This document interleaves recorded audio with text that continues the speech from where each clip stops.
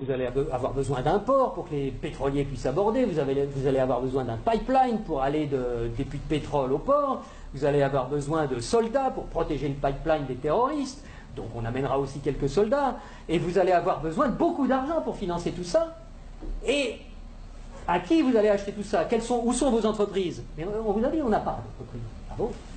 Ben écoutez, c'est pas grave, nous on en a. En Occident, beaucoup, on en a plein. On a Halliburton qui fabrique des usines, on a Areva qui a besoin d'uranium, on a Bouygues qui fabrique des autoroutes, des ports, tout ce que vous voulez, on va vous faire ça aux petits oignons, pas de problème. Et c'est comme ça que ça marche. On vous prête 15 milliards, sous réserve que vous fassiez travailler nos entreprises, et de toute façon vous ne pouvez pas faire autrement. Donc regardez bien ce que ça fait au point de vue monétaire. Il y a 15 milliards qui sont créés ex nihilo par le Fonds monétaire international et la Banque mondiale. Le Fonds monétaire international, c'est un organisme qui récupère quelques dépôts de la plupart des pays de la planète qui servent de garantie pour faire des crédits, des prêts aux pays sous-développés. Donc il y a 15 milliards qui partent de la Banque mondiale et qui vont sur les comptes du pays sous-développé. Et aussitôt ces 15 milliards-là qui sont dans le pays pauvre, ils retournent dans le pays riche pour aller payer des entreprises occidentales qui vont dans le pays pauvre faire du boulot, construire des trucs. Du point de vue du pays riche, quand vous allez vendre des produits et des services dans un pays pauvre à l'étranger, pour vous, c'est quoi? C'est des exportations ou des importations? Des exportations. Voilà. Je vais aller exporter une usine, Areva, moi français. J'exporte une usine. J'exporte du travail. J'exporte des chars. J'exporte des fusils. J'exporte des outils, de l'outillage. Donc, ce qui est génial, c'est que les 15 milliards qui sont partis des pays occidentaux, qui sont allés dans le pays pauvre, il y a des services qui sont exportés par les pays occidentaux envers les pays pauvres, et l'argent, qu'est-ce qu'il fait?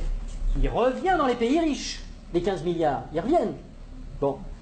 Et donc les 15 milliards, c'est comme si on avait eu une belle-sœur qui avait emprunté 15 milliards et qui nous les distribue, puisque les ouvriers des entreprises des pays occidentaux, les actionnaires des entreprises des pays occidentaux, ils vont avoir plus d'argent grâce à ces 15 milliards qui reviennent.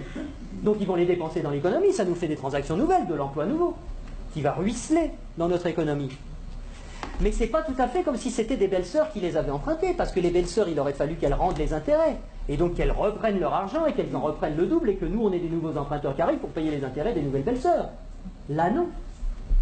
C'est qui la belle-sœur qui paye les intérêts? C'est les pauvres. C'est les pays sous-développés. Et donc on a été leur construire des trucs qui vont nous permettre d'exploiter leurs richesses. On a eu de la monnaie en plus qu'on a créée nous-mêmes en la faisant passer par les pays pauvres, mais qui revient chez nous net d'intérêts. Et qui paye la dette, qui paye les intérêts, c'est le pays pauvre.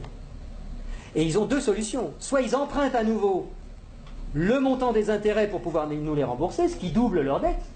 C'est pour ça que des fois vous entendez des présidents de pays sous-développés qui disent « Mais c'est pas possible, on l'a déjà payé 15 fois la dette, comment ça se fait qu'il faut qu'on paye encore ?» C'est parce qu'ils ne peuvent pas la créer. C'est parce que pour rembourser des dollars, il faut qu'ils les empruntent. Puisqu'il n'y a que nous, les Occidentaux, qui peuvent créer des dollars pour les endetter. Et donc, soit ils empruntent pour continuer à payer leurs intérêts, soit ils vendent leurs ressources pour presque rien. Ce qui nous permet à nous d'avoir le niveau de vie qu'on a.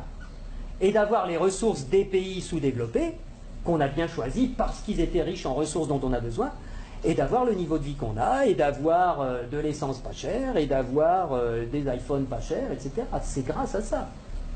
Donc il faut réfléchir à ça aussi. Il faut savoir que si on a le niveau de vie qu'on a, c'est parce qu'il y a une prédation sur les ressources de la Terre entière, qui nous profitent.